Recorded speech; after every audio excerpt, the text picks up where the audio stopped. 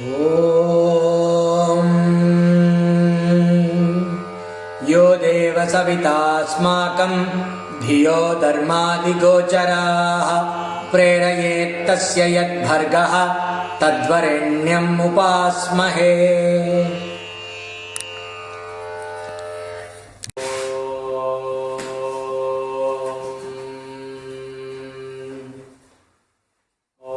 सदाशिवसमारम्भां शङ्कराचार्यमध्यमाम् अस्मदाचार्यपर्यन्तां वन्दे गुरुपरम्पराम्। ॐ सहना भवतु सहनौ भुनक्तु सह वीर्यङ्करवावहै तेजस्विनावधीतमस्तु मा विद्विषावहै। ॐ शान्तिः शान्तिः शान्तिः। पार्थाय प्रतिबोधितां भगवता नारायणेन स्वयं व्यासेन ग्रथितां पुराणमुनिना मध्ये महाभारतम् अद्वैतामृतवर्षिणीं भगवतीम् अष्टादशाध्यायिनीम् अम्ब त्वामनुसन्दधामि भगवद्गीते भवद्वेषिणीम्। वसुदेवसुतं देवं कंसचाणूरमर्दनं देवकी परमानन्दं कृष्णं वन्दे जगद्गुरुम्। ॐ तत्सत्।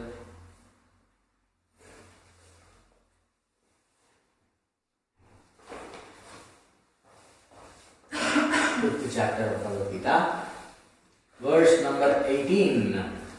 I think we finished with that.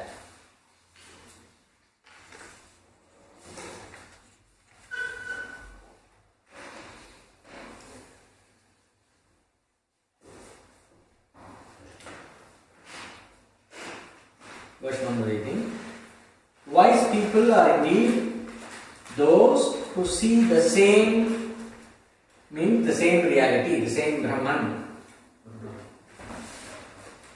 See the same Brahman in a Brahmana. In a Brahmana means a priest. Generally, the person of the most sattvic nature is represented by Brahmana, who is endowed with knowledge and humility in a cow, in an elephant, in a dog, and even in a dog eater. That means across all different kinds of beings that are in the world. The Tatparya, the indicated meaning of the verse is, usually when people see things, the mind responds differently based on the qualities of the things. What do we see? We generally respond to the name and form, or we respond to the qualities. Something is very serene, very pure, very bright. It affects us in a certain way. We relate to it in one way. Something is very active, very passionate, very, let us say, very likable, very exciting, stimulating. Then we relate to that in one way. Something is very threatening, inspiring fear, or inspiring disgust, or something that is impure according to our definition of purity, and something that is disharmonious. Some being who is very dirty, we respond to that in another way. So sattva, rajas, tamas, the three different categories, the broad categories of embodiment. All the embodiments can be categorized into sattva or rajas or tamas. Predominantly sattva with mixed up of rajas and tamas. Predominantly rajas with mixed up of sattva and tamas. Predominantly tamas with mixed up of sattva and rajas. There is nothing else in this universe that you can see of. Everything can be brought under this sattva, rajas, tamas category and the 5 element category. Right? So a person's treatment, the way the person treats something or somebody or some living being is generally dependent on the quality. But the person who sees Brahman everywhere, the jnani, the enlightened man, enlightened sage, who sees everything as Brahman, does not respond based on the qualities, but he sees the same everywhere. That means he will not know whether to eat the ice cream or the stick inside the ice cream. Does it mean that? You give him a magnum. The sage does not know what to eat, the ice cream to eat or because both are Brahman. It doesn't mean that. It means There is no personal sense of being affected because of the quality. That means the qualities are not important. He sees Brahman across all qualities. No matter what is the difference, he sees the differences as Nitya and recognizes the one Satya that pervades all Nitya. That is the meaning. Okay? So, who see the same means you are able to see the same reality across all the categories. This does not mean you don't recognize the categories. You go to the beach, you see a surf wave, you see a small wave. You have your small kid whom you want to take to the waves. Will you take the child inside the big surfing wave, or you will wait for a small wave to come? So, a surfer is waiting for a big wave, you are waiting for a small wave. Both the surfer and you know that what is there is the ocean, what is there is the water. Across all waves, you recognize water. But when the situation comes for the sake of making a decision for action, then you need to give importance to the categories. So if you are lost in the categories, like how most of us are all the time, we don't know anything other than the differences that we see. Generally, a normal person who does not know the truth does not see anything other than the differences. He is a good person, he is a bad person, he is a pure person, he is an impure person. More than this, the person does not know anything. I am telling the dog and the holy cow both are same. How it can be same? It cannot be the same. Suppose if you say the food that you eat and what comes out of your body after digestion, both are same. How can both be same? It's not the same. It's not the same, but it is the same. That means I recognize the same reality underlying all the apparently opposing categories. The normal person does not see anything beyond the world of Mithya, while the person who knows Brahman recognizes the Satya that is through all the Mithya. Every Mithya is nothing but Satya. There is a small pot, there is a big pot. There is a medium-sized pot, there is a very big pot. For the potter, all of them are clay. He says whether this is baked well or that is baked well. He is only seeing about the clay. He is only talking about the clay there. He is not bothered about the shape. The shape is not important when it comes to recognizing Brahman. That means you have the eye to see that absolute reality across all differences, which means the presence of difference in the creation, the presence of differences across name and form, etc. The presence of Nitya does not delude the person from perceiving the Satya. The presence of Nitya need not delude your vision of the Satya. That is the indication here. Okay? Because there is Nitya, you don't need to lose sight of Brahman.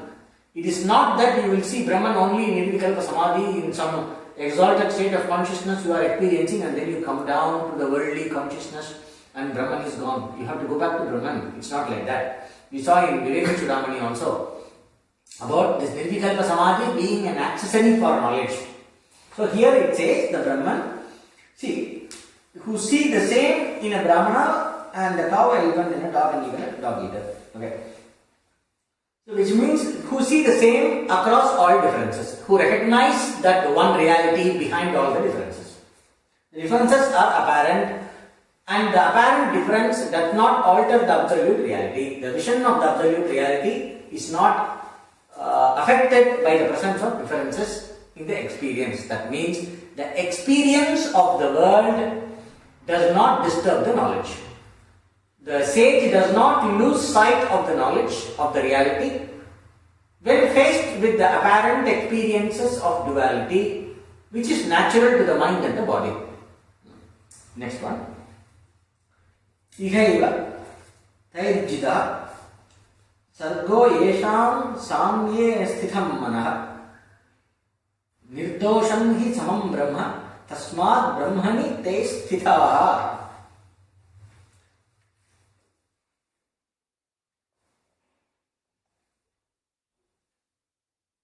The cycle of birth and death, samsara, is one over here itself. Iheva tairjitaha sargo yesham samye stham manah.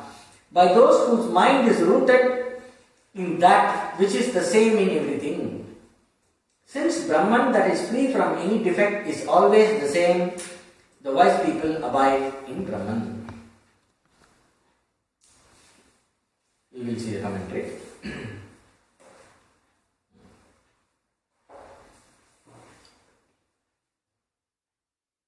So what is the result of the person? So they are not tainted. Those people who are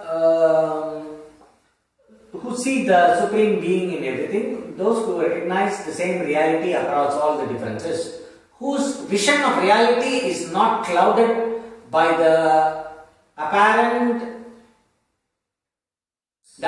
reality of experience. The perception of the actual reality is not clouded by the experience, by the apparent reality of the experience.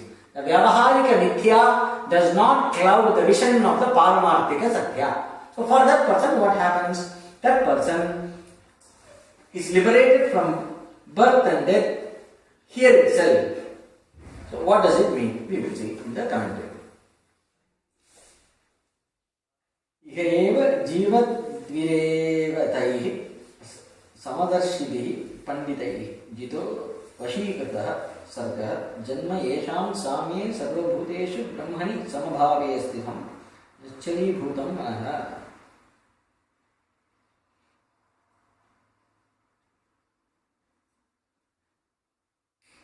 While being alive here, birth is vanquished even here. Means while being alive here, by the sages who look on everything as the same supreme truth, their inner sense, mind, means here the inner sense of the buddhi,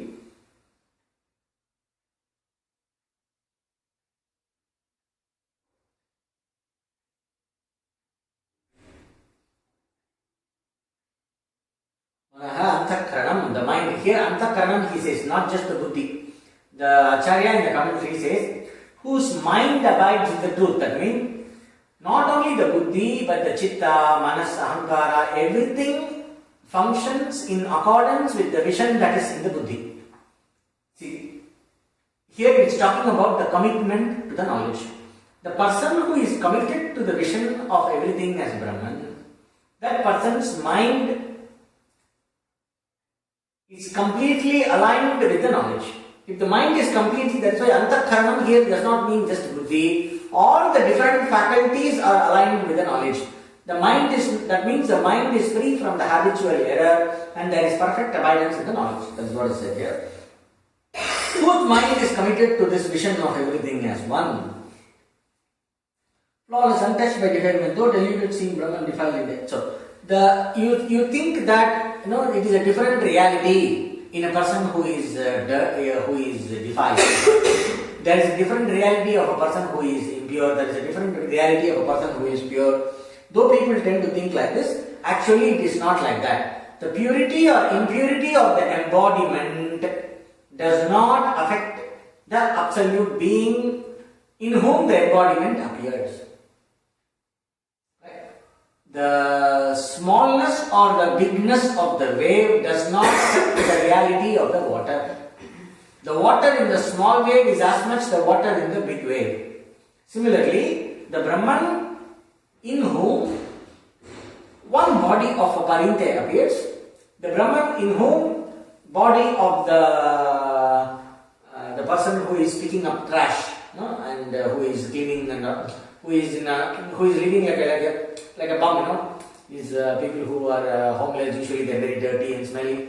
It's generally disgusting to see them for a normal person. So that is also Brahman. The Parinte who is, or the highly civilized person, aristocrat, that person is also Brahman. So both are Brahman. There is no basically difference. These both are the purity or the impurity or the culture or the absence of culture. These are all the differences in the nature of the organization of the Prakriti alone. These are not the differences of the reality. The reality in which all this appears, the Satya, is the same in both these people.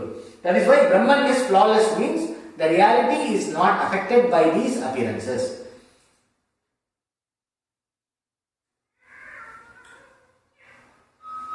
Here he is talking about Vivartavada. Usually there are two kinds of approaches to explain the presence of the world. See, Veda says everything comes from Brahman. So one school says it is the Brahman itself that has become this world.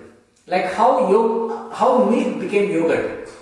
So the milk has changed its nature and become yogurt. So yogurt is not milk anymore. Yogurt is yogurt, milk is milk. So like how milk becomes yogurt, the absolute supreme Brahman has become this world. So until this world is dissolved back, it will not become Brahman again. It has completely changed its nature. There is another vision which says this cannot be true, because if Brahman has changed into the world, that means Brahman is, the absolute being is subject to modification and it is subject for destruction. It is able to lose its nature of being pure. Because when we look around, the world is completely impure. If you say the Brahman has really become the world, because you say Brahman is the material cause, the Brahman is the intelligent cause and the material cause. So I have, the Brahman has become the world. The Brahman has become the Jiva. The Supreme Being has become this embodied individual, has come down the descent. Then it has to go up through the spine in the ascent to become Brahman again. All this problem will come because it's called Parinamavada. Parinamavada means actual transformation, evolution or actual transformation. But this Parinamavada does not explain all the qualities of the Brahman, the nature of Brahman as Satyam, Jnanam, Anantam. When you say Brahman actually becomes the world, like how milk becomes yogurt, then there is a lot of problem in explaining the taintless nature of Brahman. Because the Shruti says Brahman is taintless, it is always pure, Aksharam, Anamayam, Avyayam, it is never immutable and all that, changeless. How can the changeless undergo a change? Then, in that case, how will I explain the world? If nothing happened in Brahman, then how did the world come about? World came from Brahman. Then the Acharya says, no, it is not Parinama, it is Vivarta. Vivarta means it is an apparent change. The water does not change its nature when a wave appears in it. The clay does not change its nature when I shake the clay into a pot. The potness appears with the clay as the locus. But the potness does not affect the clay. The clay continues to be the clay. In the same manner, the world appears in Brahman because of the power of Maya. And then there is a lot of explanation and everything to this. So it's called Vivartavada, that's what he's saying. So no matter there are a lot of attributes, there are a lot of differences and so many attributes and so many qualities and names and forms, etc., which we experience, Brahman is not touched by any of this. Because all these qualities belong to the Prakriti or Maya alone and nothing affects the Brahman. So this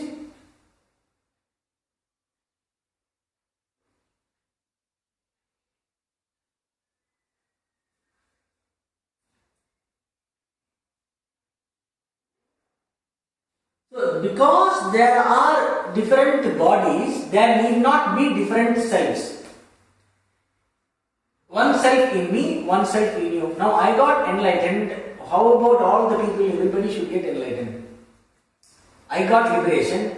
Everybody should now get liberation. I will not liberate myself until everybody has got liberation. You heard about this somewhere? Let me not reach Nirvana until all the embodied beings reach Nirvana. That problem does not arise when you know what is the reality.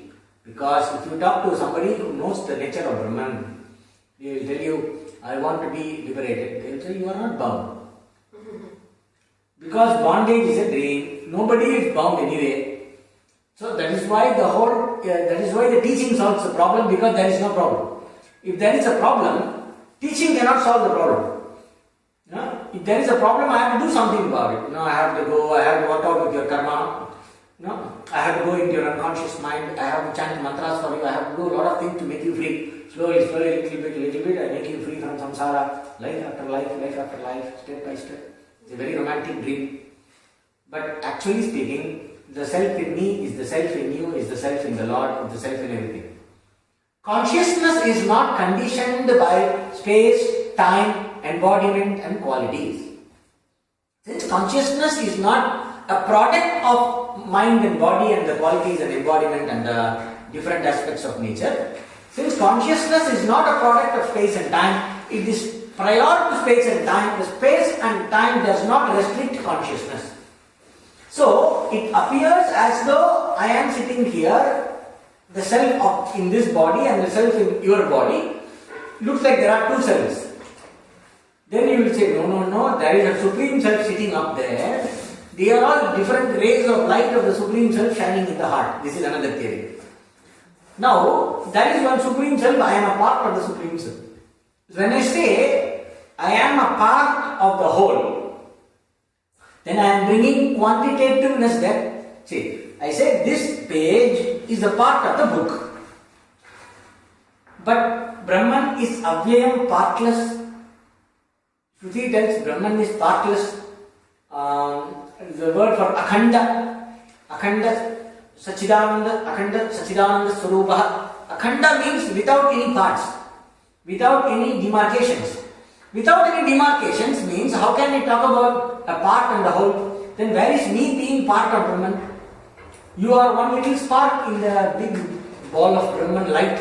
I am another spark of Brahman light. It's not like that. Because it is not something that is a big thing in which there are different parts. It is not a thing. Whatever you think of Brahman is not that. Where the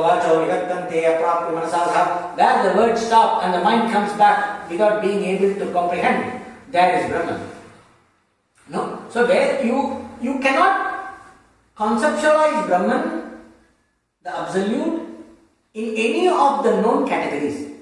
No known category can capture the unconditioned and the ultimate absolute reality. You are that. This is all you can talk about. If at all you can talk about a positive statement, all you can say is, I am that.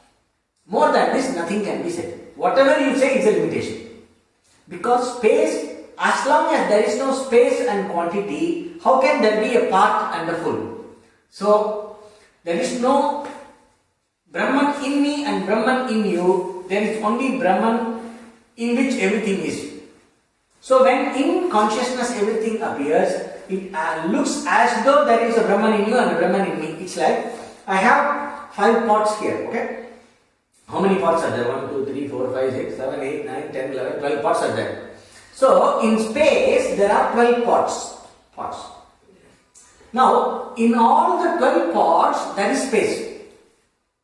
This itself is actually not a perfect example, but to understand. Now, the space inside the one pot is telling, oh, there is a space inside the other pot. There are so many spaces. 12 pot spaces and one supreme space. Is it like that? One big space and then 12 pot spaces. Or there is only one space in which there are 12 pots. Is the space conditioned by the shape of the pot, or the shape of the pot is dependent on the space? If you go to pure mathematics, there is something called topology. In that they will say, what is the circle? A point moves in space, according to this equation, it makes a circle. When a point moves in space like this, it is a circle. This is the definition of circle. Point moving in space, satisfying this condition, gives a circle. So I cannot think of a circle without thinking of a space. I cannot first make a circle and then put space inside the circle. Because there is space, there is a circle. Because there is space, there is spot. Because there is Brahman, there is this body and this body. So Brahman is not embodied. The body arises and sustains and goes back into Brahman. So everything comes from the self. Atmanaha akasha sambhutaha. You see in Taittiriya Upanishad, it says from the self. It doesn't say even from Brahman. It talks about, Satyam, Jnanam, Anantam, Brahma, Brahman, his existence, consciousness, infinite and all that. And then he talks about creation. From the self. Atmanaha akasha sambhutaha. From the self comes. From the self comes space and all the other elements. From the space comes air, air comes fire, fire comes water. This story we know. Okay. So now, when space comes from self, how can there be multiplicity of self due to a condition that arose out of space? See, from space came air, from air came fire, from fire came water, from water came earth, from the earth came all the plants and the different aushadhi means the grass and the plants and other herbs and everything. And from that comes the embodied person. So the embodied person is nothing but a combination of the 5 elements beginning with space. And all these, where did they come from the self. So then, how can the self be the self which is the source of everything? How can it be limited by that which came from the self? Not possible. It is like one main person, the one main actor, Radu Beligan. Radu Beligan in this role, Radu Beligan in that role, Radu Beligan in that role. Radu Beligan plays 100 roles. But there is only one Radu Beligan across all the 100 roles. There is not the Radu Beligan of that role and Radu Beligan of this role. No. The Radu Beligan is same, the roles are 100. Similarly, Atma is one across all the bodies, across all the embodiments, across the entire universe. There is no yourself and myself. In self, there is you and me. Okay, because you and me is Mithya, which is there sustained in the Satya, which is the self. So, this you and me is only a category which is an appearance. There is no you, there is no me, there is only the self. And you are that self. When I say you are that self, after you understand there is no you are that self and I am that self. That's all. There is nothing to talk about. There is no duality anymore. Finished. You cannot talk about that. Okay? You can only teach that. I can help you to arrive at that. And once you have arrived at that vision, there is no duality. Duality is only an apparent condition of experience, which is not the absolute reality. That does not reflect or limit the absolute reality. That is why he is denying nor there is the ultimate, there is no proof to establish the reality in respect of the self in each body.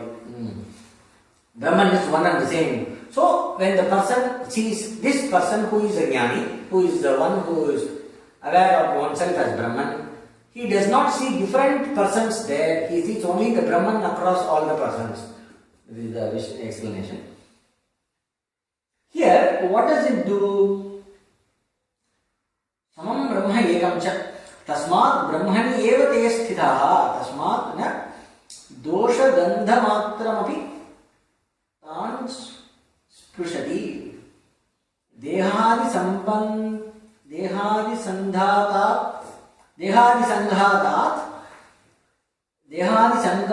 atma darshana abhimana abhavat tesham. They have equanimity of vision across different embodied beings because they don't associate the self with the embodiment. They see that the embodiment does not affect the self. We have this beautiful scene from Shankaracharya movie. I think you all saw the movie, many of you. In the Shankara story, the life story of Sri Adishandra, he is from very puritanic Brahmin family from South India. And Paramahamsa Sannyasi. For example, when you go to Varanasi, there is a city, the oldest city in the world, continuously inhabited oldest city in the world, is called Varanasi. Okay, we will go to some story. In this Varanasi, which is in North India, even today, these Dandi Sannyasis will come. It's a huge, very highly crowded market. When the Dandi Sannyasis come, there will be a group of monks with the stick in the hand. They are a special category of ritualistically very puritanic monks. So when they come, everybody will give way. After they go, again the whole noise will stop. Even the cow will move and stand in the side. They go. So the Dandi Sannyasa means it's very ritualistically very pure. So it's a lot of rules are there. People are like this when Dandi Sannyasi comes. So this Shankaracharya was there, our first Shankaracharya.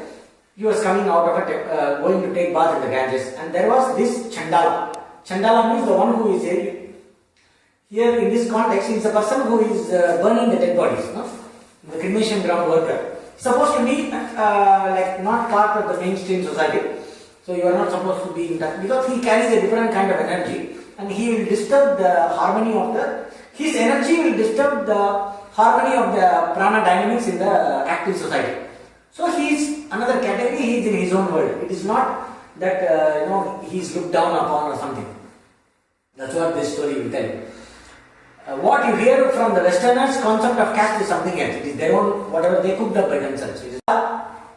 It's not supposed, nobody is supposed to touch him or be close to him because his energy will affect you differently because he is with the dead bodies burning all the time.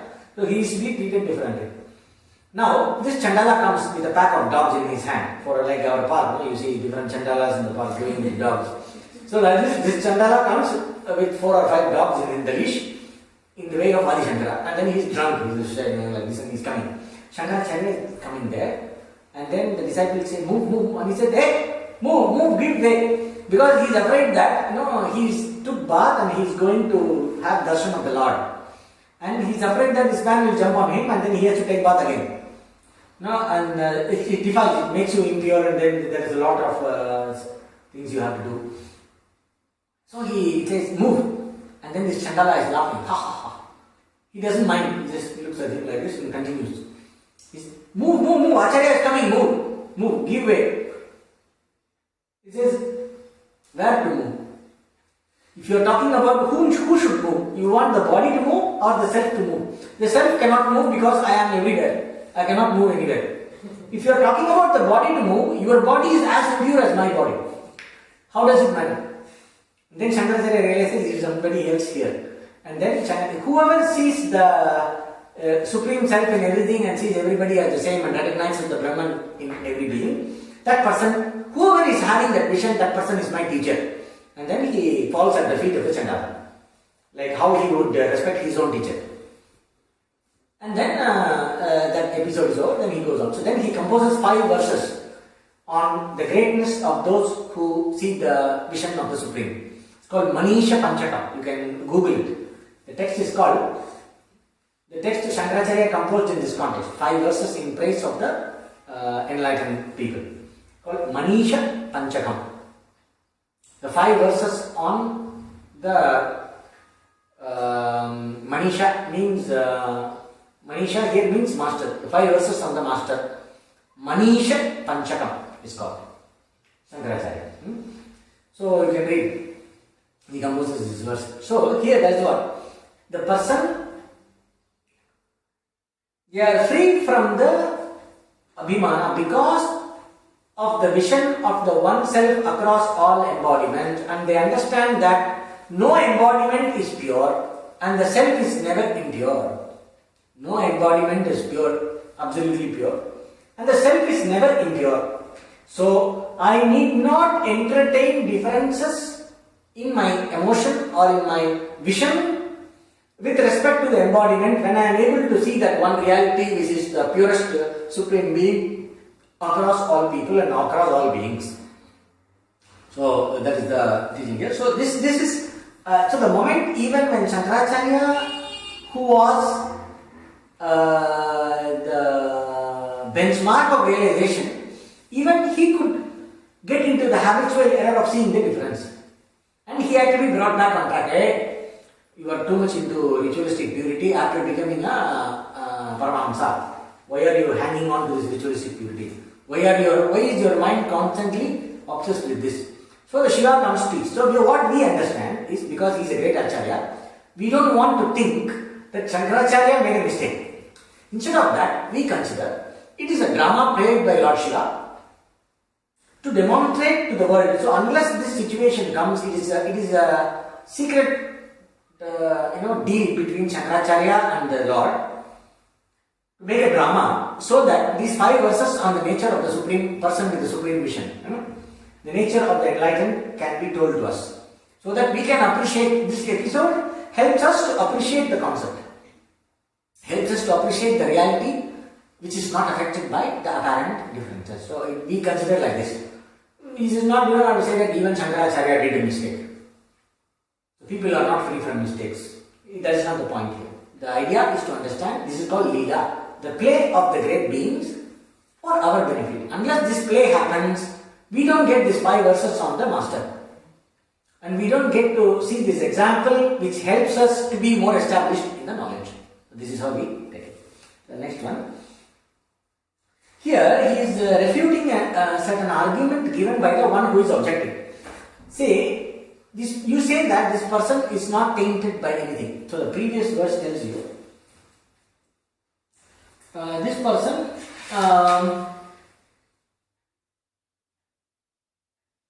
no, you say no, this person sees everybody as the same, even the dog eater as the same, he is not affected by anybody. Then the objection, karma kanda person, the ritualistic religious person comes and says, that is wrong. Dharma Sutra, the aphorisms on dharma, what is dharma, what is the right behavior, right conduct, that is telling you that the food should not be accepted from him who treats equals as unequals and unequals as equals. That means the one who does not follow the ritualistic categorization of people, who is not aware of, that means a Prakrita Purusha, a person who is instinctively doing things according to one's own whim and fancy, and who does not respect the categories, will be a confused person. That person cannot maintain ritualistic purity. The food given by that person should not be accepted. This is an injunction. Okay? So when you go to begging, you are not supposed to take food from everybody. Suppose there is a house where suppose a person does not know how to respect who. It is like a person does not know the difference between, you don't treat a very learned person, a very dignified learned person, needs to be treated in one way. Cavalier needs to be treated in one way. I cannot treat the king in the same way like I treat a street vendor. Because the role of the king requires a certain treatment. And the role of a street vendor cannot be treated like a king. A maid servant who comes to the work, a housemaid, cannot be treated like the house owner. If I treat her also like the house owner, then she cannot do the job of a maid. A job of a maid requires a certain treatment of the person. So now, similarly, he is saying, you have such rules in the Dharma, in the book of conduct. It says, one should not encourage treating everybody as the same. Then why are you saying that this person treats everybody as, that means this person is doing something wrong? Then Shankaracharya says, no, it's not like that. The Dharma Sutra quoted above refers to those who have such self-image based on the embodiment. When it comes to performing actions of Dharma, when it comes to performing everyday actions, regarding people who have this idea of self as the body and the mind, those who think that the self is the body and the mind, that means I am me, you are you. I define myself based on the qualities of my body and my mind and my character. I define you based on your qualities, your character, your mind and body. So a person who is entertaining these differences, a person who is not a knower of the self, a person who is not enlightened, for this normal person, they have to follow certain rules in order to purify their mind, in order to grow up. They cannot live without rules. So these rules pertain to that person who does not have the vision of the Supreme Self. So this rule is only for that person. Also, it is also, it refers to those who are ceremoniously respected. In the sense, puja vishayatvena visheshana. It is only for the sake of social appropriateness. I will put like this. I will translate this as, it is only this rule is meant for the sake of social appropriateness. And this aphorism, this dharma, this injunction on the right conduct, where you are encouraged to entertain the differences among people, to be sensitive to the different classes of people, to be sensitive to the different qualities of people, and give the appropriate treatment. It is concerning the domain of action. It does not concern the domain of knowledge. The matter under consideration, that means the topic that we are discussing, refers to the renunciation of action. That's what he says. Sarva karma sannyasa vishayam prastutam. Dharmavishayam cha. So all these rules of conduct are pertaining to the world of action and result of action. But the topic we are discussing, the knowledge of Brahman, pertains to the domain of renunciation of action. So what rule applies for the domain of action is not appropriate for the domain of renunciation of action. That is why we have two kinds of dharma. We saw in the beginning of Bhagavad Gita, for those who are wanting results and for those who are externally oriented, so those who are active-minded, you have pravritti dharma. You have the dharma of action, you have the dharma of renunciation of action. These two are completely incompatible, completely opposite categories. Don't do Tokanitsa of both. That is how Shankaracharya starts teaching Bhagavad Gita. The whole Bhagavad Gita, there are two dharmas. Loke asmin dividha nishta, two kinds of commitments. One is for yoga, one is for the pravritti people, another is for the nivritti people. The nivritti is categorized by jnana vairagya, which is categorized by the qualities of renunciation and dispassion and discrimination. The worldly actions are categorized based on the different injunctions given in the Veda, Vedoktam. The dharma of pravritti, the life of action, is based on the four Vedas that give you so many means for achieving so many results, time-bound results. Anybody who is interested in achieving time-bound results goes through the domain of action. For them, there are certain rules. Here is a person who is not interested in anything that is time-bound, so this person need not do any of those actions because it is not connected with the goal.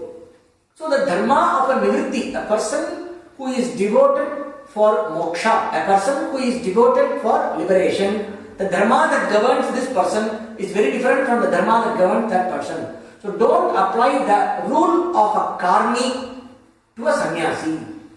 Do not apply the rule of a working person, a dharmi, a person who is devoted to action. Whatever rule he has to follow, that rule does not apply for a person who is devoted to renunciation and liberation. So that rule does not apply here because the context is that of renunciation. Okay. So he gives this explanation. So treating everybody same is not anti-religion. It is just another category which you need to understand. When I want to use, I will put like this, for our common understanding, I will extend it and dilute it a little bit. For our common understanding, religion or spirituality for getting things done, spirituality that helps you in your normal life. That is put like this, spirituality that helps you in your normal everyday life, in the sense of spiritual support for normal life, spiritual support for active life. This is one spirituality. This is one role of spiritual knowledge. There is another role of spiritual knowledge, spiritual support for freedom from the cycle of life, spiritual support to live life. Another is spiritual knowledge that liberates you from the entanglement with life. That means you are out of this matrix of life, back to the source. So, the spirituality that supports life is different and radically different from the spirituality that takes you out of the cycle of life and death, birth and death. So, the spirituality of liberation, spirituality of living, we will put like this. Spirituality of living, spirituality of liberation. These are two different categories, and the concepts and the rules and the regulations and everything is completely different. We should not mix both. This is the biggest mistake of Buddhism. Buddhism's main problem is they make a very bad cocktail of spirituality of living and spirituality of liberation. They are teaching spirituality of liberation to those people who are not looking for liberation. If you are not looking for liberation, I should not teach you the spirituality of liberation. I should teach you dharma. For a person who is not looking for liberation, I don't need to talk about liberation. I don't need to talk about enlightenment. I can say that something called enlightenment, you keep on hearing that, that's all. But what is the teaching? Do your work. And then unless you come and ask a question, you are not told to get out of life. You are encouraged to pursue all the results. A person who cannot be passionate and dedicated to pursue something, along with the rules and regulations and the discipline that is required to achieve something, such a person will not gain maturity to recognize the limitation in different achievements. A person who is not dedicated to a person who has never dedicated to achieving different things in life, a person who is not an achiever, okay? Only an achiever can have the maturity to recognize the limitation in different achievements. A non-achiever, a lazy person who is good for nothing, cannot arrive at renunciation. This is very, very important. Because renunciation is a maturity that makes you see the highest achievement as pointless. For that, you may not have achieved the highest. Highest achievement means highest time-bound achievement. In the Western world, you can say becoming the richest man in the world, let us say. So, you don't need to become the richest man in the world, but at least you must have tried enough to become reasonably rich. Unless you have tried to become reasonably rich, you will not have dispassion towards richness. You are born with it, then it's great. I am not talking about it. I am talking about a gradual growth as a general category.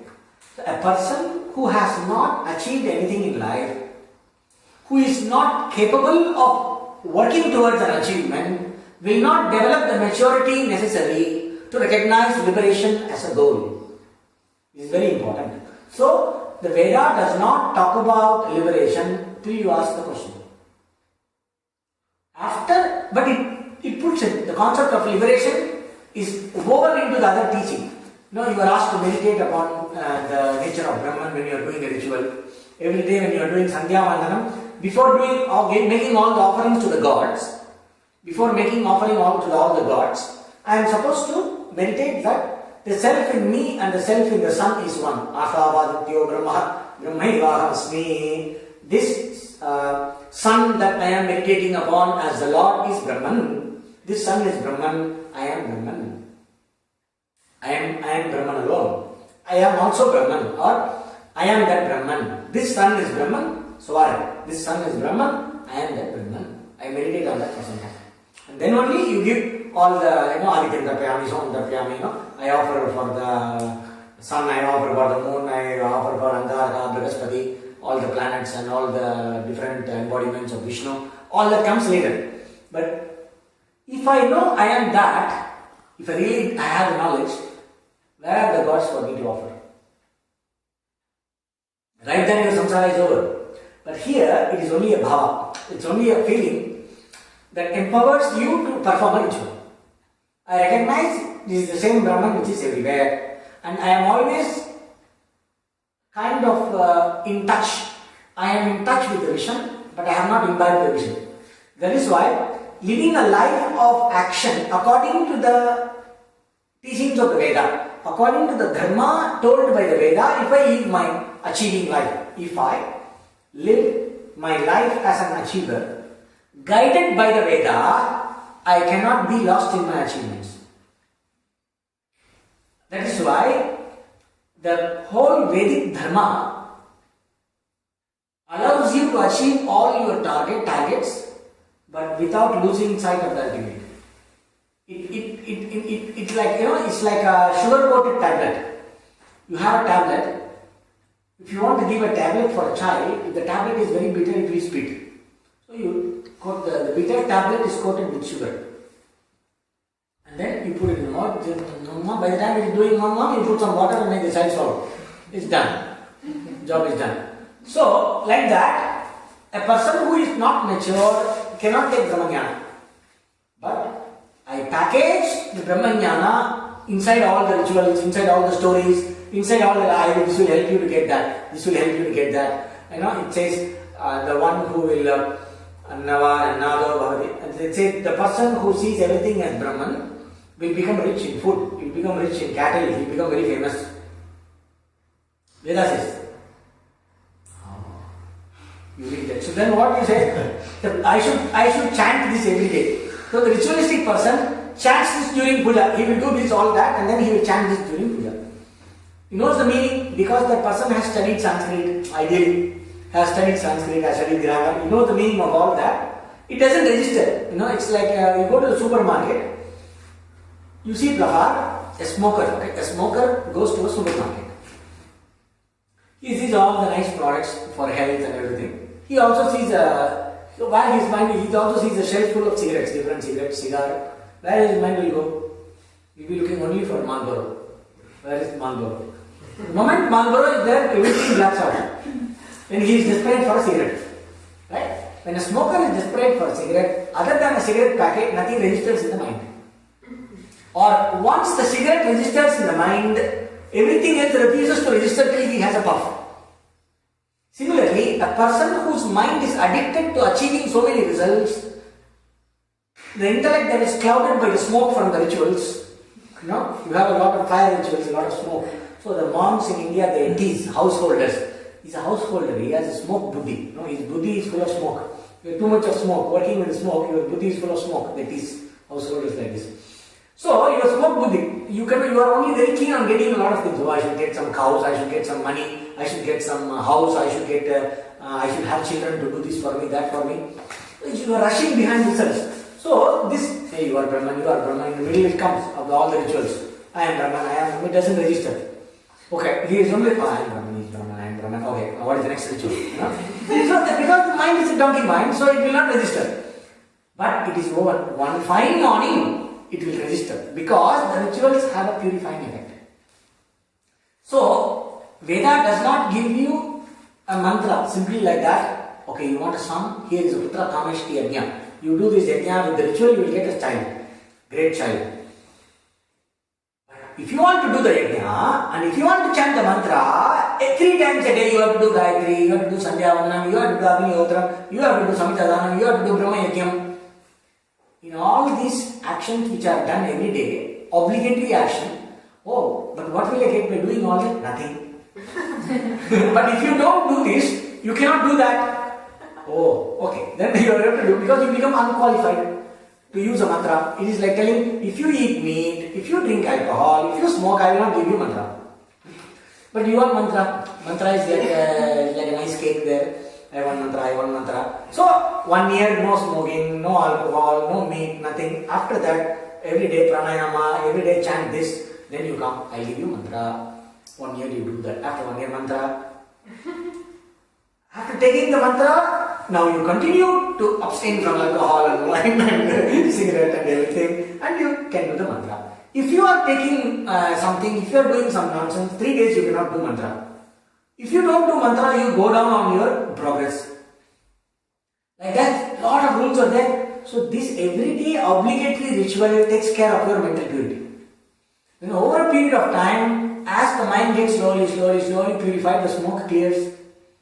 And you wonder, what is this? The sun is Brahman, I am that Brahman. And Brahman is everything and infinite. And by knowing Brahman, I will attain the highest. And the person who attains Brahman, that attainment, in front of that attainment, all the other attainments promised by the Veda are nothing. Then why am I behind all these nonsense? Then he goes, shakes his head and runs to a guru. Please teach me. Adi Bhagavad Brahmeti. Oh Lord, please tell me what is this Brahman. It looks very interesting. And then teaching comes. One fine morning it registers in the mind. Because I have done the obligatory rituals, it purifies my mind. So the Veda is like a mother who gives the sugar-coated tablet. So it talks about all, the mother is so compassionate, it gives you mantras to destroy your enemies. How to kill a person, how to destroy a nation, how to destroy all the crops, how to give disease to a person, all that is there in Veda. It's called Abhichara Prayoga. Because a person with a tamasic intellect, I want to take revenge. Unless he takes that revenge, he is not going to relax. So, okay, this is the revenge. Hey, wait. If you take revenge, you will go to hell. If you kill the person, you will go to jail. Oh, then because of the fear of consequences, maybe he may not do it. And it's also specified in these conditions, these negative prayers are allowed. Black magic is allowed. But in spite of the correct use of black magic, the person who uses black magic will go to hell. And then he will come back after some time, after going through the torture. So it's like a mother. Because the child needs something for its growth, the mother doesn't mind giving. In India, there are these mothers who belong to the people in the slum, mothers in the slum. The son, she has the only son. We saw this one character in the movie. This only son is a nice fellow, but he has potential, but he is alcoholic, drinks, and every day he has to drink and party and all that. He'll say, hey, don't go and drink, because she will read that there is this spurious liquor. Spurious means this homemade liquor, illegal liquor sold in the market. Sometimes it can have methanol, so many people die because of this illegal liquor. So I have brought good branded liquor for you. Drink in the house. Don't go and spoil your name. Don't go and spoil. I leave you here inside. And then like that, for some time this fellow enjoys drinking in the house. Then suddenly, he recognizes the mother's compassion. He becomes very receptive to the mother. He is very sentimentally attached to the mother. So one fine morning, the mother tells him the importance of coming out of alcohol. And then he listens. So Veda is like the mother. Depending on the child, what the child can take, the mother Veda gives you the solutions. So that doesn't mean Veda is always, it's not like that. You don't need to do everything that the Veda says. Veda says you have to do this in order to keep in good shape. After keeping yourself in good shape, if you want to do these things, you do. But these are not necessary. Whatever this gives is temporary, this is the highest. So if you are mature enough to recognize the highest result, why are you going through all the nonsense? You don't want to go through all that time-bound results and karma. So then you can come to Nivritti Dharma. So there are a lot of rules that govern the Dharma of action. Those don't apply for a person who has developed the maturity and is exclusively pursuing freedom from life. Spirituality for living is of a different quality. It has a different instructions. Spirituality that takes you out of the cycle of life itself has a different set of instructions. These don't apply here and these don't apply here. This is something that we understand as we study the scripture more and more. Okay. Then the next one.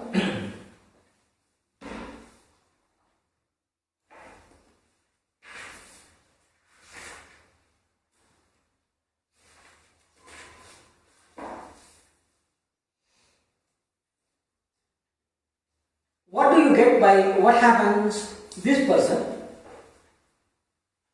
since the same taintless Brahman is the self, so now it's the person who has this equality of vision, they go beyond birth and death because Brahman is flawless. Brahman is the one which is without any limitation. So they abide in that Brahman which is free of any limitation. Being committed to the knowledge of the Brahman which is the flawless, which is the pure, they go beyond birth and death. This was the teaching.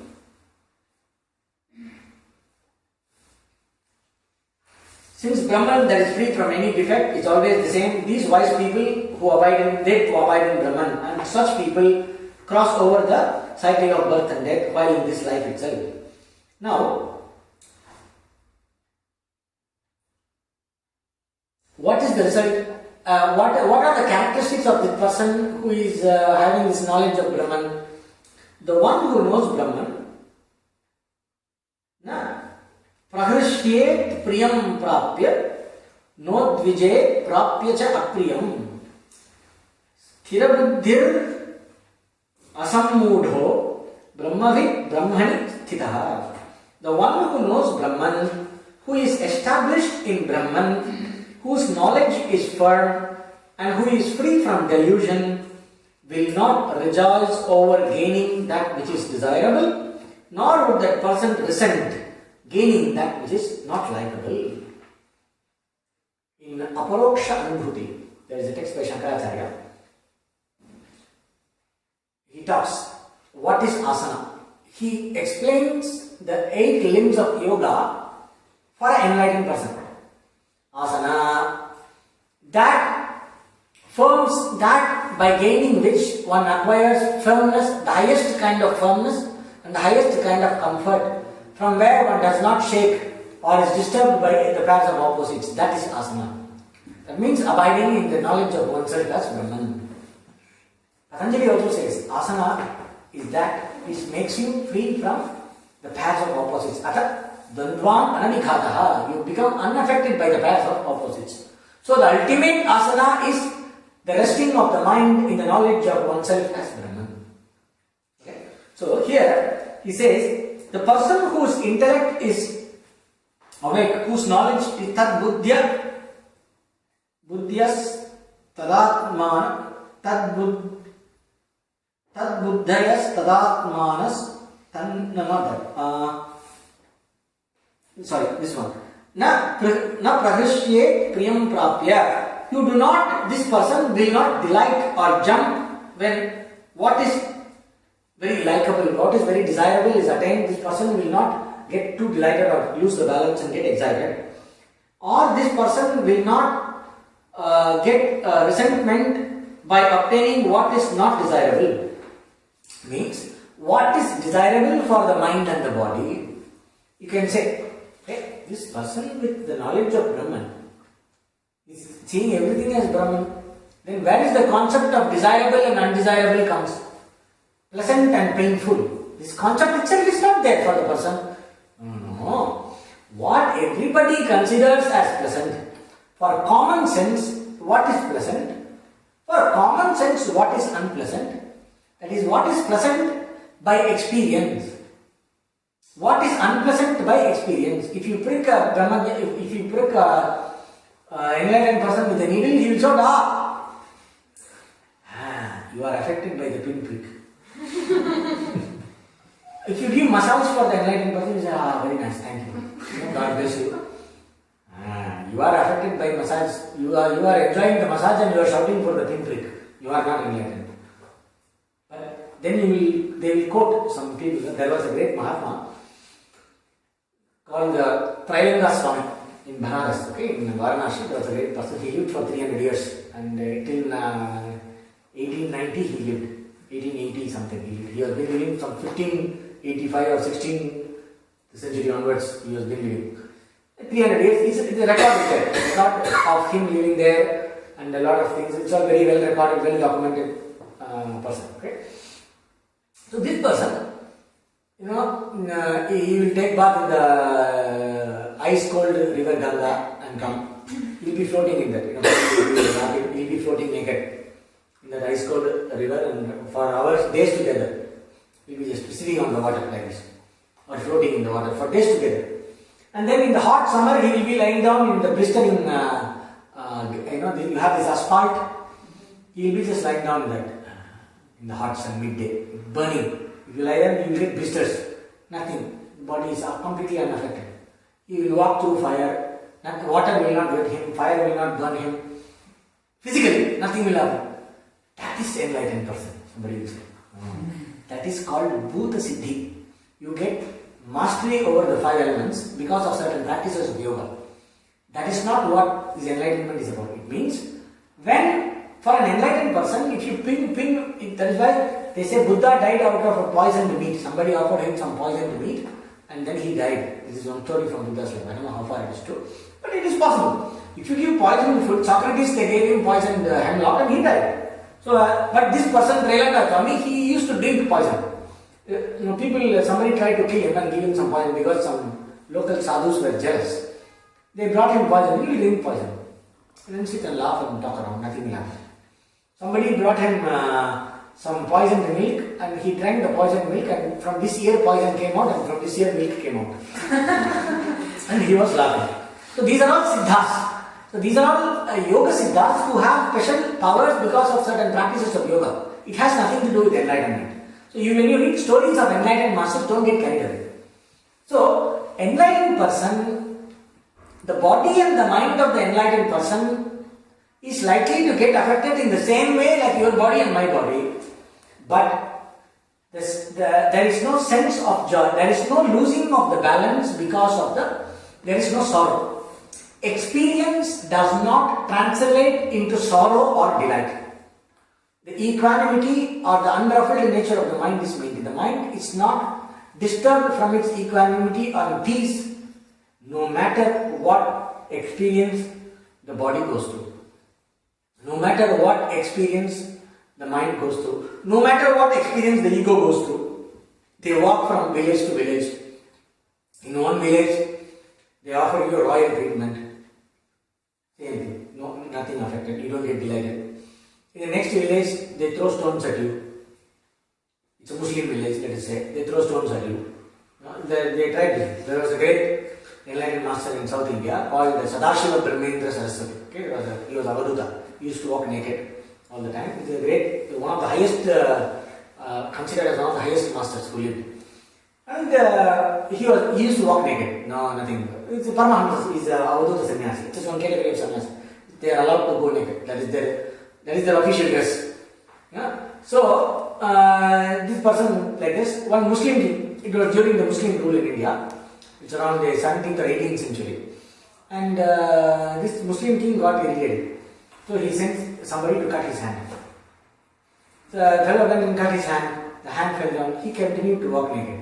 Nothing happened. Hand is gone, blood is coming, he's just walking. Nothing like this. He just smiled, nothing changed. This person got disturbed. What is this? The person doesn't cut his hand, no sound, nothing, he's just walking. And then he went and with a cut hand fell at his feet and he asked. Because Muslims respect faqirs, they are not so gone case like the Britishers, but they are much better than the Westerners. So he understood he's some kind of a fakir, and so he went and fell at his feet, sorry, and he took forgiveness. Then he became conscious because somebody is in the feet. He became conscious. What happened? I cut you. Oh, you cut my hand. No, don't worry. And he put the hand like this and touched something, and the hand healed. He fixed the hand back, and then he started walking again. Yeah, people like this. They were all walking. And so these kind of things come from Yoga Siddhi. It does not come from Jnana. But if you don't have such Yoga Siddhi, but your mind is firmly established in the knowledge of yourself as Brahman, no matter what experience your body goes through, the ego goes through, one city you go, they will treat you very badly. And they will say, you are such a well-built person, begging and eating, why can't you do some work? Some communist village, they will talk this. Next village, they are very pious village, they will give you a royal treatment like God, they will treat you like God, they will do puja. The wise person does not get elated. Oh, I should go back to the village where they treat me properly. Keep walking. Keep walking here means keep going in your nishta, being established in the Nanya. It's not the other keep walking. Right? So keep walking. So this person keeps going without being affected by praise. The praise does not elate. You don't experience elation because of praise. You don't experience depression because of censure. The equanimity of the peace or the joy that is coming from the vision of myself as Brahman stays all the time. The mind is always in the unruffled state of equanimity and peace. This is what it means here.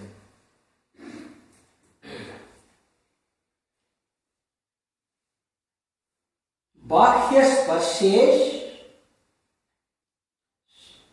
vasattatma, bahya sparshesh vasattatma, vindat yatmani yat sukham, sa brahma yoga yuktatma, sukham akshayam ashnate. The one whose mind is not attached to the external sense objects gains limited happiness in oneself. Gains happiness in oneself. See, Vindatya Atmani Atsukam. A person whose mind is not disturbed by the objects of the senses. That means a person who has mastery over the sense faculties will attain the peace of the self. This is the peace you get from meditation. The peace and quiet, the experiential peace and quiet that you get from meditation. If you eat some rajasic food, eat some onion, or if you go to KFC, or if you eat some, you don't do some practice for a few days, if you're very busy doing a lot of work, and you go for some party and all that and come back, your sukham is lost. So this is called limited happiness. Here, the one whose mind is not attached to external sense objects, that means the one who has acquired samadhana. The person who has acquired Shama and Dama will enjoy a certain degree of inner calm, peace, quiet, and the inner happiness. Will have an access to happiness that comes from a sattvic mind and the normal experiential happiness that you get from a meditative life. Whereas, if the same person's mind is endowed with the knowledge of Brahman, he gains that happiness that does not decrease. Sukham akshayam ashnute. Akshayam, the happiness that cannot be destroyed, the happiness that cannot be altered. That means it is a happiness born of knowledge. It is very different from the happiness that is born of a state of mind. The happiness or the experiential happiness born of meditation, the experiential happiness born of self-discipline is very good. It is limited. This is what everybody knows. But the happiness attained by the one who knows oneself as Brahman is of a higher category because that is not subject to any change, that does not decrease, that is not destroyed, that is not disturbed, that is never disturbed. Nothing can disturb it because the truth of Brahman is not disturbed. The reality cannot be disturbed by anything. So the happiness that is the automatic consequence of the vision of reality also cannot be destroyed by anything because unreality cannot disturb the reality. While an experiential happiness that is dependent on the mind can be subject to alteration because mind is dependent on Prakriti. So one Prakriti can disturb another Prakriti. My mind, which is enjoying the peace and quiet of being alone, can get disturbed when I am suddenly loaded with a lot of office work. I have to do this, you have to do that, you have to run there, do this, do that. You have a lot of things to be preoccupied with. You will not be able to sit and have this composure. Or somebody is mischievous and then they give some certain herbs or some medicines that will disturb your equilibrium. You can use it. But this happiness is not dependent on any condition. Once you have the vision of yourself as the Supreme, the happiness that is born of that cannot be disturbed or cannot decrease in any way. So it is of a higher category. So here let's see what Shankaracharya says for the commentary.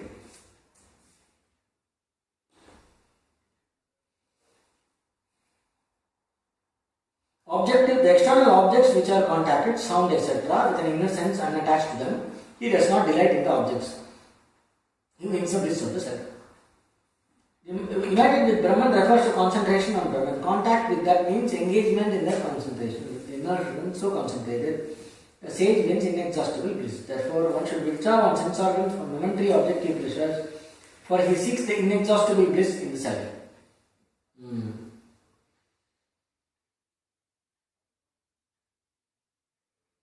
Now, there is also a connection that is established between this. So, if you want to have the experiential happiness, you have to withdraw your senses. When you withdraw your senses and your mind is not going behind any sense object, you will win the happiness of the self. It means the ananda, which is the nature of the self, is reflected in the mind which is sattvic. The mind that is unruffled reflects the ananda of the self like a surface of the lake that is without waves. The calm surface of the lake reflects the moon as it is. Similarly, the ananda of the self is reflected in the mind that is unruffled. So that happiness is attained. And when the person concentrates on the truth of oneself as Brahman, he wins the inexhaustible bliss. That means it is like shifting your attention from the reflected moon to the real moon. That means you are happiness. Experiencing happiness through the mind is dependent upon control, while the experience, not the experience, the knowledge of myself as the happiness is inexhaustible because happiness is my lakshana, it is my nature. I am happiness. And for the following reason also, one should withdraw that. Also, the Acharya in the commentary is saying, the one who wants to achieve the inexhaustible bliss or the inexhaustible happiness of the nature, that which is the nature of the self, should concentrate on achieving this happiness that is born of sense control. So only the mind that is free from the desire for objects will be able to win the inexhaustible bliss. It is like also like a step. There is a difference given here, but also the happiness born of sense control is a very important condition for making you concentrate on the truth of yourself as Brahman, which is the gateway to the inexhaustible happiness, the infinite, unconditioned, or the unaffected, the happiness that cannot be affected. Therefore, one should withdraw one sense organ. Antakaranam yasya saha brahma yoga yuktatma sukham akshayam ashpute tasmat brahma vishaya pritehe kshanikayaha indriyani nivartye atmani akshaya sukhatha ityartha. Also, there is a connection. What happiness you obtain from the control of the senses is the happiness of the self. It belongs to the self. Any experiential happiness does not come from the objects. So when I understand that happiness that is experienced, the joy that is experienced, comes when the mind withdraws from the object. That means when you have a nice ice cream goes, I want ice cream. The moment you have the ice cream, the taste touches the middle of the tongue, the sweet taste. You have to forget the ice cream for a second in order for you to enjoy the taste. So the happiness is not in the ice cream, the happiness comes here. No? The is always here. An alcoholic gets the from getting his cocktail. The ice cream lover gets the from licking the ice cream. A child gets the from having the toy. The yogi gets the great from being in meditation. But all the experiential joy has the same source in the center.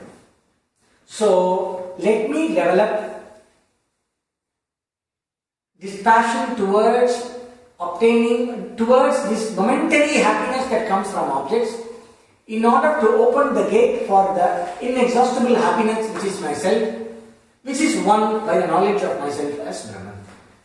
Unless I know that I am Brahman, I am not free from the desire to experience, because experiential happiness is momentary, and that depends on me as the experiencer. If my happiness the source of happiness is the self.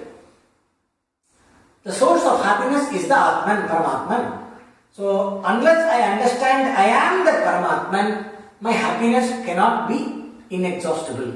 So, in order to win the happiness that is inexhaustible, let me first get rid of my obsession with the objects, internalize my mind, then I recognize the happiness within that is experienced is basically my own nature, and then I shift my attention to the understanding of myself, and when I am devoted to the knowledge of the self, I win the inexhaustible happiness which is my own nature.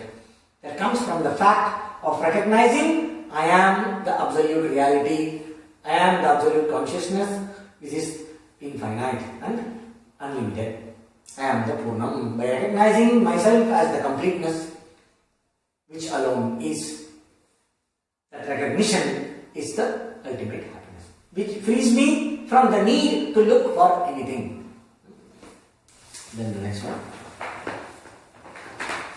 Also, this is one reason. One reason for developing dispassion towards object-oriented enjoyment is because it opens you the gateway to the knowledge, to the happiness born of knowledge. Only when I am disinterested in objective happiness, I will be available for the inexhaustible happiness born of knowledge. This is one reason. Another reason is enjoyments born of objective contacts. Yehi samsparshaja bhoga dukkayonaya evate adyantavantaha kaunteya nateshu ramate buddha. Those enjoyments that are born of contact between the sense organs and the desirable objects are sources of pain alone. They have a beginning and an end. Arjuna, the wise person does not revel in them. Here, the one who is relatively wise, if you are intelligent enough, you would not go behind the so-called happiness that you get by the contact of the sense faculties, seeing something nice, hearing something nice, tasting something nice, touching something nice, smelling something nice. Different experiences are. So I will be happy if ... No? Whatever is filled up after that if. All that is fundamentally painful. Why? No, when I enjoy ice cream, it's nice, it's not painful. Yes. You have to go to get the ice cream. The process of arriving at the object of enjoyment is painful. That is why there is more and more technology that helps you to get those objects with less and less work. No? I want to eat a lot of dishes. Soup, first course, second course, third course, dessert. But then there are a lot of results. What to do? Buy a dishwasher. To buy a dishwasher, I need 700 rand. Make more money. If you make more money, you are rich. There is a lot of respect. I want to be a rich person. I feel very good if I am rich. I am a successful person. Then, that is different. Then for that, how do I become rich? The process that makes me rich, nobody wants. That is why everybody, that is why you have this priori sportive. In every corner you have this betting and casinos and all that. Why? Because nobody wants to work. Everybody wants to win a lottery. Who doesn't want to win a lottery? Why not? That you have to see after you have won a lottery. Somebody says, Adrian, you have won this lottery. 2 lakhs, 200,000 euros out of nothing. You can clear this loan, you have cleared that loan. Then the wife will say, come on, take it. What's wrong with that? You may not go for lottery because you see the pointlessness in that. But who doesn't want means a person who is generally having desire for objects. If I give you an option, let us say you are a person who wants money. You want 200,000 euros. 200,000 euros comes after working for 10 years, 12 hours in a day. 200,000 euros comes in 2 hours. Which one you will choose? 2 hours. This means every acquiring has the possibility of having to go through an undesirable experience. After acquiring, preserving is another headache. No matter how you preserve, what is acquired is lost. So it is painful. All the great romance during the spring is lost in the winter. All the great, this enjoyments of the youth is lost in old age. So whatever you get in time is lost in time. So when I see this, I see basically, if I have viveka, if I am an intelligent person, I will see the inherent pain that has packaged the pleasure. I will see the packaging around the pleasure. Or I will recognize the pain which is inside the packaging of pleasure. I will put like this. Actually what I get is pain, pleasure is only packaging. When I recognize this, I see that it's not a good deal at all. In one Upanishad, it compares a person who wants to attain time-bound results for the sake of happiness is like a person who wants to cross a turbulent river in a very jittery, broken raft. A very jittery, fragile raft, you are using it to cross a river in flood. How dangerous it is and how unreliable it is. Similarly, is the quest for happiness through attaining different things, attaining different objectives. So a wise person recognizes this and is not interested in that. Not only that, you will get great happiness by renouncing and enjoying the pleasure that comes from this passion, and you will also be able to concentrate, you will also be able to devote yourself and commit yourself to the knowledge of yourself as the ultimate, which is the inexhaustible and the undiminishing happiness, which is your nature. But if you go behind sense pleasures, if you go behind objects of the senses as sources of happiness. It's two different things. I need an object for my everyday transaction in order to perform my dharma is one thing. I need an object in order to be happy is another thing. I need a shawl to cover my body when I feel cold. If I don't have a pashmina shawl, I will not be happy. Is another story. If I am cold, any shawl that takes care of the cold should be okay. If I have a pashmina shawl, great, because it is very thin and nice and soft. Somebody gives me, it's fine. If the pashmina shawl is not there, I don't get depressed because my shawl is not pashmina. So this is called objectivity regarding the objects of senses. I don't have a subjective projection of happiness on the objects, but I appreciate the objects for whatever they can give, whatever they are worth it. I don't project happiness on them because I understand acquiring, preserving and losing objects is fundamentally painful. So when I understand it is fundamentally painful, I will not be busy more than necessary. Then my mind is available for knowledge. That is the indication here.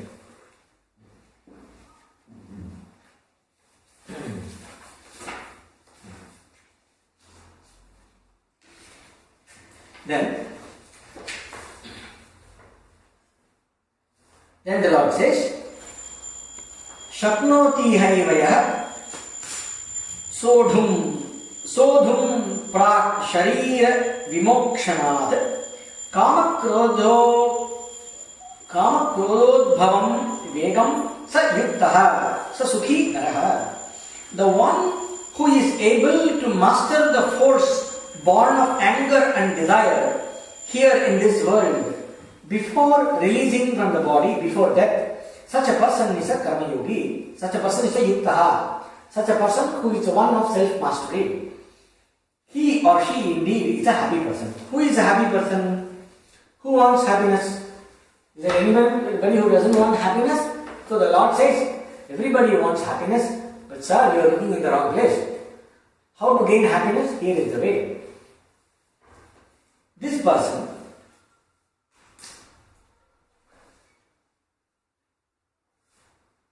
such a person who is able to master the force born of Shaknoti haivaya sodhum prak sharira vimokshanad, before being released from the body means before death, while being alive. That person, while being alive in this body, is able kama krodhodbhavam vegam. The one is able to secure a certain kind of freedom from the force born of anger and desire. Kama krodhodbhavam vegam means the one who is not driven by anger and desire. A person who is able to acquire the of mastery over the force generated by desire and anger, whose intellect, whose thinking, whose bhava, whose emotion, whose ahankara is not under the sway of anger and desire, who is able to rise above the force of anger and desire, and who is able to process it, and who is able to be free from that pressure. First, yuktaha means the one who has achieved self-mastery, the one who has achieved the result of karma yoga. First, one who has achieved success in karma yoga. Who is that person whose mind is not driven by the force of... There are two levels here. First, I don't come under the drive of anger and the drive of fear. Fear and anger cannot drive me to do anything. No matter how strong it is. I know how to handle it if it comes. And I know how to prevent it from coming. If anger or desire has come, I know how to handle it without coming under the influence of the force of desire and anger. That is why kama krodhodbhavam vegam, he says. Vegam means the force, that force that comes from inside that makes you to think in a certain way, that makes you to act in a certain way, that is born of desire or anger. A person is not coming under that, a karma yogi will not come under that force. A yuktaha means the one who has achieved self-mastery will not come under that force. Will be able to maintain equanimity even when the force arises. I know how to handle it without being driven by it. Then the next level, I know how to resolve it back into its source, and I know how to free the mind from its circuit of anger and desire. Then the next level, I know how to stop it right at the source. And the mind can be free from anger and desire even when faced with the situations that provoke anger and desire. So different levels of mastery. I know how to handle it. I know how not to come under its influence first. Second, I know how to handle it and resolve it and bring the mind back to equanimity. Third, I know how to prevent it and I know how to make sure that it will not come in the first place. Different levels of maturity. Such a person is a yuktaha, the one who has achieved the level of self-mastery that comes from the devotion to the practice of karma yoga. Karma yoga, I told you, includes Raja yoga, Bhakti yoga. All yogas are included in karma yoga. Karma yoga here means the process of purification of the mind using the different tools of yoga, which includes devotion, which includes doing your duties, which includes the study and reflection. It includes knowledge, concentration and performing one's duties and action without desire. All this is included in the definition of karma yoga. Okay? Then, such a person who achieves this mastery while being alive, such a person is indeed a happy person. That means there is no room for complacency till one dies.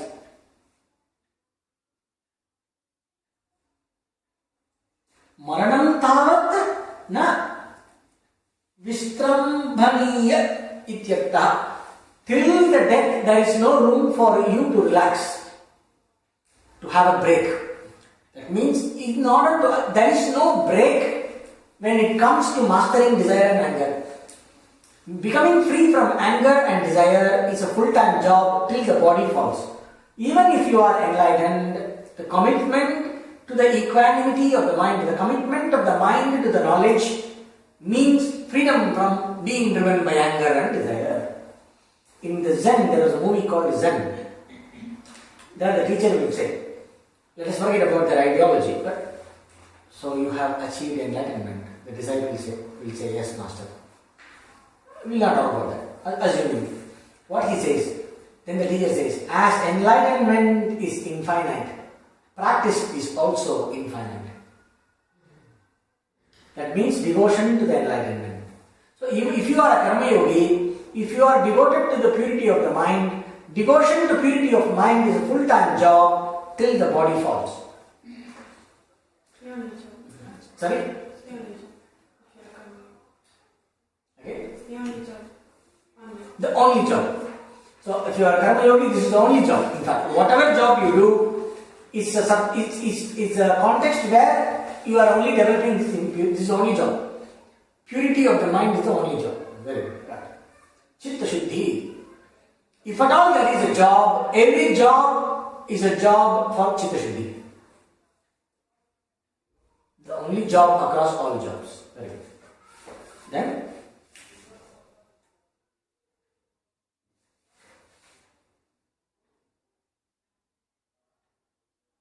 there is a lot of description about what is the nature of desire and anger. We know it very well, so we don't need to elaborate on that. That means the more, I will finish with this note, the more you come under your desire and anger. Why do you want? Because I want it, I like it. Why you don't want? I don't like it. I like it, I don't like it. You know, these kids these days. I like it, I don't like it. So every decision is based on I like it, I don't like it. If you're America, it's worse. I love it, I hate it. That's even one step worse. So everything is based on this. As long as the life is based on I like it and I hate it, you can forget happiness. This has to be taught to children from the childhood. If you want to be happy, you like it, so you want it. Why you like it? Because it gives you happiness. You don't like it for its own sake. You like it because it gives you happiness. You dislike something not for its own sake. You dislike it because it is giving you pain. So what is important here is your happiness. You know the secret of happiness? The secret of happiness is not in doing what you like. Because you cannot always do what you like. And you cannot get always what you like. Even if you get what you like, you are sure to lose it sometime. So happiness based on the objects of I like is not happiness at all. It is actually pain. If you want real happiness, if you want to experience undisturbed happiness, it comes from not being driven by desire and anger, but being driven by dharma to begin with. So when I am driven by dharma and not driven by anger and desire, I allow my mind to be happy. I allow my mind to have a glimpse of what is real happiness. Then, for the higher happiness that is my nature, I have self-knowledge. That is the teaching here. A happy person, such a person's happiness is within his grasp. That means, such a person's happiness cannot be lost by circumstances. A person who is yuktaha, a person who has mastered oneself, mastered the movements of the mind and the ego, such a person's happiness is not for gambling with situations. You cannot gamble that person's happiness with situations. Situations cannot disturb. Your happiness is not situation dependent anymore. So your happiness is of a higher category. Teaching. And for this happiness, you have to be devoted lifelong. You cannot have a break. Because your life is nothing but trying to get happiness. So when you have the right key for happiness, why are you knocking on the wrong doors? So may all your life be devoted to happiness. Your only job is to be happy, and that is possible only when you devote yourself to purification and mastery of the mind across all jobs. Om Purnamada Purnamidam Purnat Purnamudachyate Purnasya Purnamadaya Purnamevavasishyate. Om Shanti Shanti Shanti. Hari Om Shri Gurubhyo Namaha. Hari Om.